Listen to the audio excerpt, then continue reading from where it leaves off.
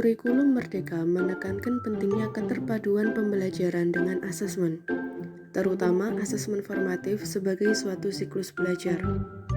Berikut merupakan ilustrasi siklus perencanaan dan pelaksanaan pembelajaran dan asesmen. Yang pertama, identifikasi kebutuhan pembelajaran. Guru memulai dengan mengidentifikasi kebutuhan pembelajaran peserta didik, mempertimbangkan tujuan umum kurikulum merdeka, kompetensi inti, dan nilai-nilai yang ingin dicapai. Kemudian yang kedua, perancangan pembelajaran.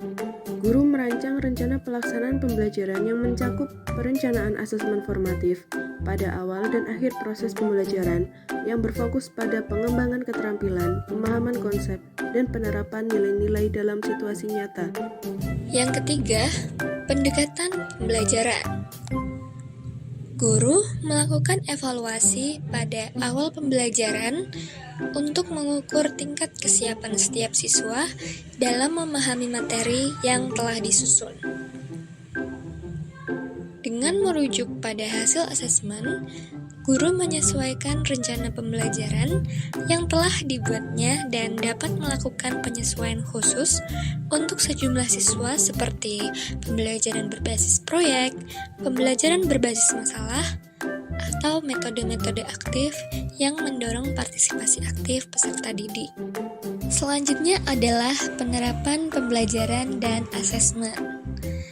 Guru melakukan proses pengajaran sembari memanfaatkan sejumlah teknik asesmen formatif guna mengawasi perkembangan pembelajaran. Lalu yang terakhir, refleksi dan evaluasi. Guru melakukan evaluasi di akhir pembelajaran untuk menilai pencapaian tujuan pembelajaran. Hasil asesmen ini dapat berfungsi sebagai evaluasi awal dalam periode pembelajaran selanjutnya. Jenis asesmen yang digunakan pada awal pembelajaran adalah asesmen diagnostik. Asesmen diagnostik terbagi menjadi dua, yaitu asesmen diagnostik non-kognitif dan asesmen diagnostik kognitif. Adapun tujuan dari asesmen diagnostik adalah sebagai berikut. Secara umum, asesmen diagnostik bertujuan untuk mendiagnosis kemampuan dasar siswa dan mengetahui kondisi awal siswa. Selanjutnya, untuk tujuan dari masing-masing asesmen diagnostik yaitu asesmen diagnostik non-kognitif bertujuan untuk pertama, mengetahui kesejahteraan psikologi dan sosial emosi siswa. Yang kedua, mengetahui aktivitas selama belajar di rumah. Yang ketiga, mengetahui kondisi keluarga siswa. Yang keempat, mengetahui latar belakang pergaulan siswa. Dan yang terakhir, mengetahui gaya belajar, karakter, serta minat siswa. Lalu untuk asesmen diagnostik kognitif bertujuan untuk mengidentifikasi capaian kompetensi siswa. Yang kedua, menyesuaikan pembelajaran di kelas dengan kompetensi rata-rata siswa.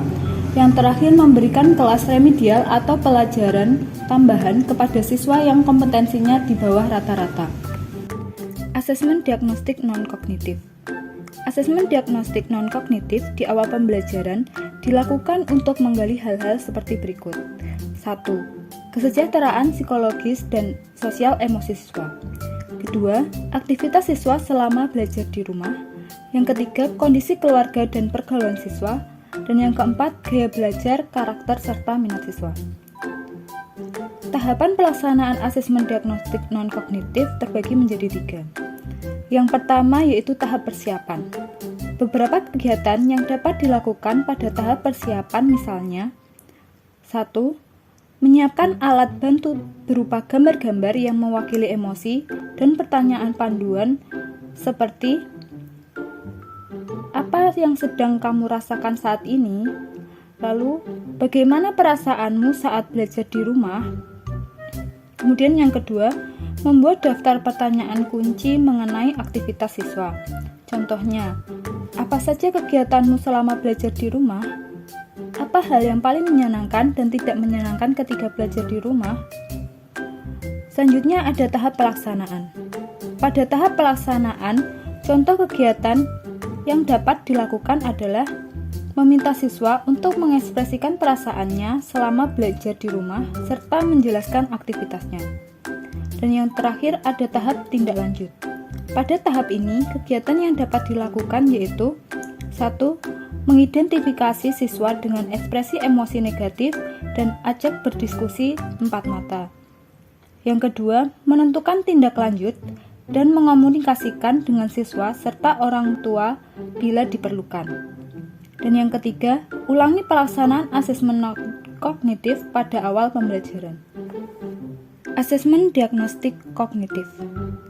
Asesmen diagnostik kognitif bertujuan mendiagnosis kemampuan dasar siswa dalam topik sebuah mata pelajaran. Asesmen diagnostik kognitif dapat dilakukan secara rutin yang disebut asesmen diagnostik kognitif berkala, yaitu pada awal pembelajaran, akhir setelah guru selesai menjelaskan dan membahas topik, dan waktu lain. Asesmen diagnostik bisa berupa asesmen formatif maupun asesmen sumatif. Adapun tahap pelaksanaan asesmen diagnostik kognitif adalah yang pertama persiapan, lalu ada tahap pelaksanaan, dan yang terakhir tahap diagnosis dan tindak lanjut. Dengan berlandaskan asesmen yang dilakukan di awal pembelajaran, terdapat beberapa alternatif pendekatan pembelajaran yang dapat dilakukan oleh pendidik. Alternatif yang pertama, peserta didik di kelas yang sama dibagi menjadi 2 atau lebih kelompok menurut capaian belajar mereka, dan keduanya diajarkan oleh guru yang sama atau disertai guru pendamping atau asisten. Selain itu, satuan pendidikan juga menyelenggarakan program pelajaran tambahan untuk peserta didik yang belum siap belajar sesuai dengan fase yang ada di kelasnya. Kemudian untuk alternatif yang kedua, peserta didik di kelas yang sama dibagi menjadi 2 atau lebih kelompok menurut capaian belajar mereka, dan keduanya diajarkan oleh guru yang sama atau disertai guru pendamping atau asisten. Kemudian untuk alternatif yang ketiga, pendidik mengajar seluruh peserta didik di kelasnya sesuai dengan hasil asesmen tersebut. Untuk sebagian kecil peserta didik yang belum siap, pendidik memberikan pendampingan setelah jam pelajaran berakhir. Untuk menghindari dampak negatif dari adanya pembagian kelompok tadi, hal yang dapat dilakukan ketika mengelompokkan peserta didik untuk keperluan pembelajaran terdiferensiasi sesuai dengan tahap capaian peserta didik antara lain sebagai berikut. 1. Pembelajaran dalam kelompok kecil. Pembelajaran dalam kelompok kecil adalah metode yang biasa dilakukan peserta didik.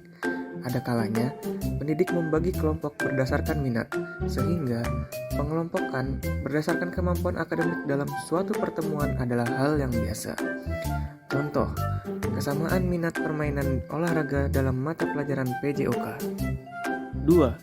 Pengelompokan berdasarkan kemampuan. Pengelompokan berdasarkan kemampuan berubah sesuai dengan kompetensi yang menjadi kekuatan peserta didik, tidak permanen sepanjang tahun atau semester, dan tidak berlaku di semua mata pelajaran. Contohnya, pada mata pelajaran Bahasa Indonesia, peserta didik A tergabung dalam kelompok yang masih butuh bimbingan, tetapi pada pelajaran IPA, peserta didik A tergabung dalam kelompok yang sudah mahir. 3. Tutor sebaya. Bagi peserta didik yang sudah mahir, perlu dipikirkan bentuk-bentuk tantangan yang lebih beragam. Menjadi tutor sebaya bisa menjadi salah satu opsi. Namun, perlu dipikirkan bahwa tidak semua siswa memiliki kompetensi mengajar, dan tanggung jawab memfasilitasi tetap sepenuhnya ada di pendidik. 4. Bermain peran. Perlu ada peran-peran beragam yang bisa dipilih oleh peserta didik untuk memperkaya atau mendalami kompetensi yang dibangun. Misalnya, di awal tahun ajaran, pendidik mengajak peserta didik berdiskusi mengenai peran-peran apa yang dibutuhkan. Setiap peran bisa diambil oleh peserta didik secara bergantian. Pembelajaran berdiferensiasi merupakan pembelajaran yang memberikan keleluasaan dan mengakomodir kebutuhan peserta didik untuk dapat meningkatkan potensi yang dimiliki sesuai kemampuan masing-masing peserta didik. Pembelajaran berdiferensiasi merupakan salah satu strategi yang dapat digunakan oleh pendidik untuk memenuhi kebutuhan siswa. Dalam melakukan pembelajaran, pendidik dapat memilih salah satu atau kombinasi dari ketiga cara berikut ini. Yang pertama adalah konten. Bagi peserta didik yang memerlukan bimbingan, dapat mempelajari 3 hal terpenting terkait materi. Lalu bagi peserta didik yang cukup mahir, dapat mempelajari keseluruhan materi. Sedangkan bagi peserta didik yang sudah sangat mahir, dapat diberikan pengayaan. Yang kedua adalah proses. Bagi peserta didik yang membutuhkan bimbingan, pendidik perlu mengajarkan secara langsung. Sedangkan bagi peserta didik yang cukup mahir, dapat diawali dengan modeling yang dikombinasi dengan kerja mandiri, praktik, dan peninjauan ulang atau review. Lalu bagi peserta didik yang sangat mahir, dapat diberikan beberapa pemantik untuk tugas mandiri. Selanjutnya yang ketiga adalah produk. Bagi peserta didik yang memerlukan bimbingan, produknya yaitu dapat menjawab pertanyaan-pertanyaan mengenai konten inti materi. Sedangkan bagi peserta didik yang cukup mahir, yaitu dapat membuat presentasi yang menjelaskan penyelesaian masalah sederhana. Dan bagi peserta didik yang sangat mahir, yaitu dapat membuat sebuah inovasi atau menelaah permasalahan yang lebih kompleks.